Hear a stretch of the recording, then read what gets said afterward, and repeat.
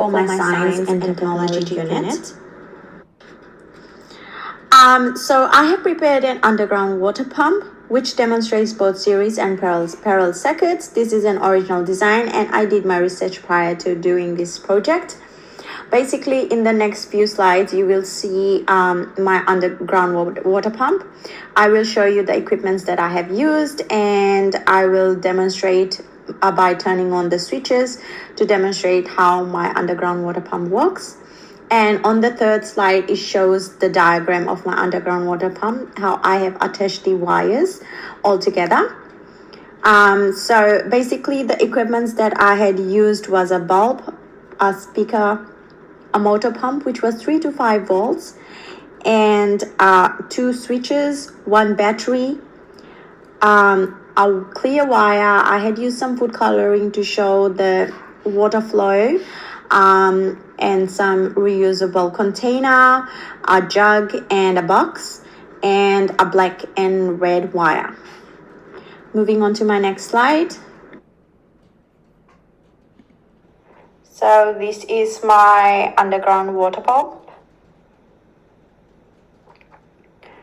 I have my bowl, my jug, my water pump. I have my battery here. I have 1 and 2 switch. I have my buzzer. And I have a light bulb. And I have a red and black wire. And some tape to tape. And a pipe.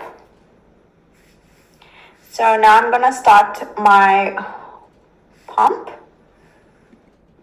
So this is my underground water pump. So the water is flowing. The light bulb is here, the buzzer, and 1 and 2 switches, and the battery.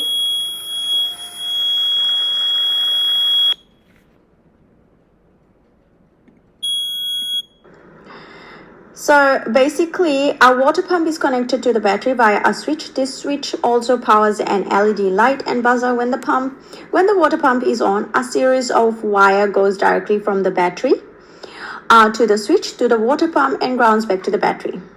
This creates a simple electrical circuit with a power source, toggle switch, and motor. There is another switch connecting from battery, also powers the LED light and buzzer. The way this works is the power goes from the battery through the toggle switch to the LED, then the buzzer, then grounds back to the battery. The power going from LED light then to the buzzer creates a circuit that is in series. Both of these circuits together creates a parallel circuit. A parallel circuit means that the power is split between the 2 circuits. The voltage remains the same for both circuits, but the current flowing through the components of the circuits are divided. This lets us maintain the appropriate flow of electricity to the motor, but also controls the LED light and buzzer with a different switch and power source. This is important since the LED light and the buzzer act as an indicator that the water pump is functioning and water is being pumped. Adding on one of the conducting loops does have 2 electrical devices, which is a buzzer and a bulb. So this is how I have demonstrated my artifact, and I hope you liked it. Thank you. So looking at the scientific concepts.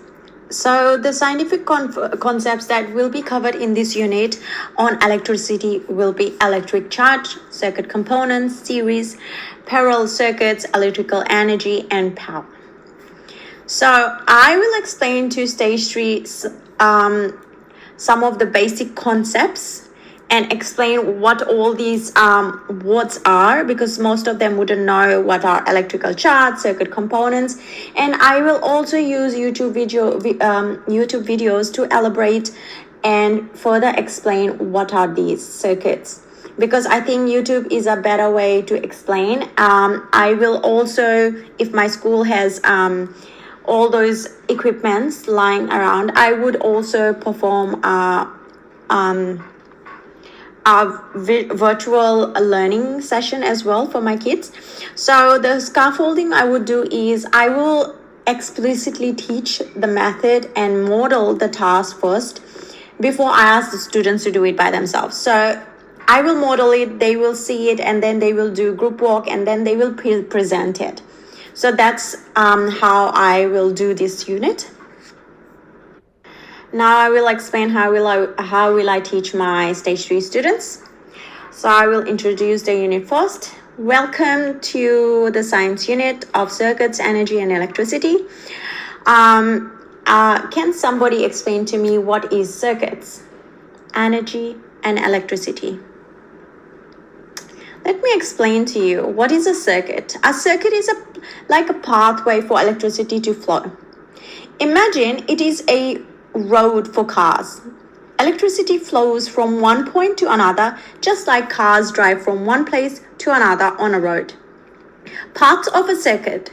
So the battery or a power source is part of the circuit. So it is like a heart. It gives the electricity the push it needs to flow. Wires are like roads of circuit. Electricity travels along wires to get from one place to another. Switch is like a gate on the road. It can open or close the circuit. When it's closed, electricity can't flow. When it's open, it can flow. And a bulb or a light, this is like the house along the road. When electricity flows through it, it lightens up. So this is how I will explain the simple circuit. So I will gather some of my materials, battery, wire, bulb, and a switch. And I will explain to my students. So I will first attach one end of the wire to one terminal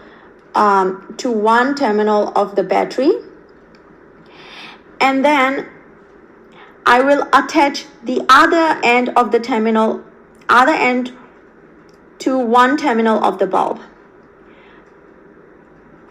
My next step will be I will connect the other terminal of the bulb back to the other terminal at the end of the battery. This makes a loop allowing electricity to flow.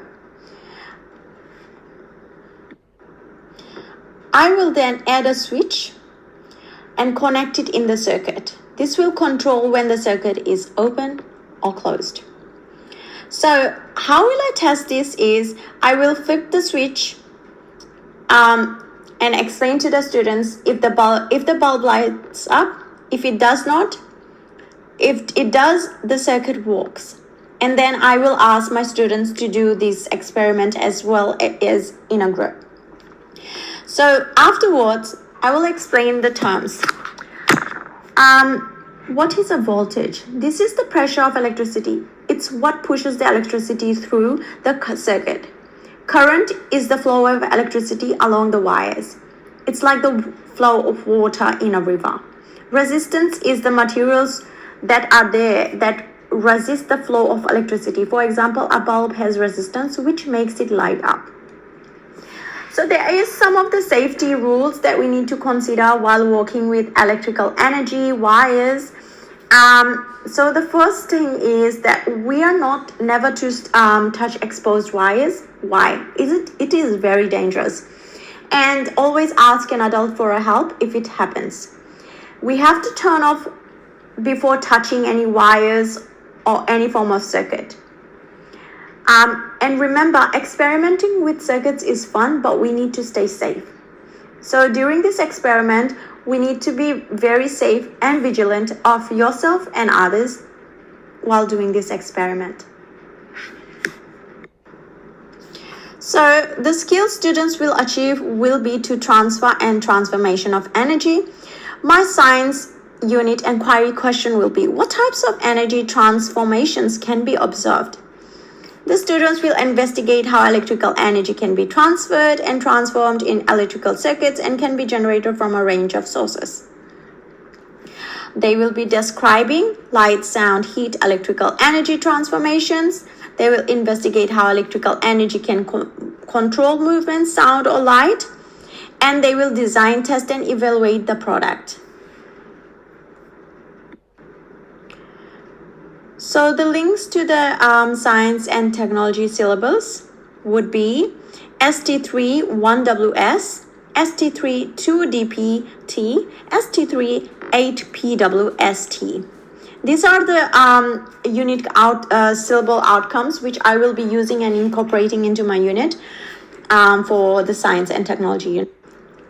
So basically for my assessments, when students are able to exhibit and explain their chosen model on circuits, they will have achieved this learning outcome by the time the unit is over. So in the classroom, this activity will be completed in groups. First, this will be modeled by me, and then they will be performing it in groups and then presenting it. So the students' presentations will determine the assessment outcomes, and this is how they will be graded. Thank you. Let's link it to my KLA. So I was thinking to link this to English and geography. For English, I would link it with EN39E, recognize, reflect on, and assess their strengths as a learner. And for geography is GE34, acquires, processes, and communicates geographically information using geographical tools for inquiry. So I have provided my content descriptors for each one as well. So introducing the construction of an underground water pump in stage 3 classroom can be exciting way to connect to real world applications to the concepts of circuits, energy, electricity. And here it is how I will fit it into a bigger picture. So for the real world application, I will explain to the student that underground water pumps are used in various places, such as farms, homes, cities, to bring water from underground sources like wells or reservoirs to the surface for usage. And the problem solving and critical thinking will encourage students to think about the challenges involved in constructing and installing a real underground water pump, which I faced as well. Discuss factors like the depth of water sources, the distance the water needs to be pumped, and the power requirements. This encourages problem solving and critical thinking skills for students to consider how to design an efficient and effective water pump system. So how I will link it with the general capabilities, critical thinking and creative thinking was one of it. This capability involves generating ideas, exploring possibilities, and applying innovative solutions in the context of an underground water pump project. Students would need to think critically about the design and functionality of the pump system. They would also need to enjoy creative thinking to solve any problems that arise during the design and implementation phases. So the CCP links was sustainability. This links well because I believe sustainability involves understanding the interconnectedness of social, economic, and environmental systems and making decisions that promote long-term ecological balance. In the context of the underground water pump project, students could explore sustainable water management practices such as rainwater harvesting or underground or groundwater recharge to ensure the efficient use of water resources. Thank you for watching my presentation.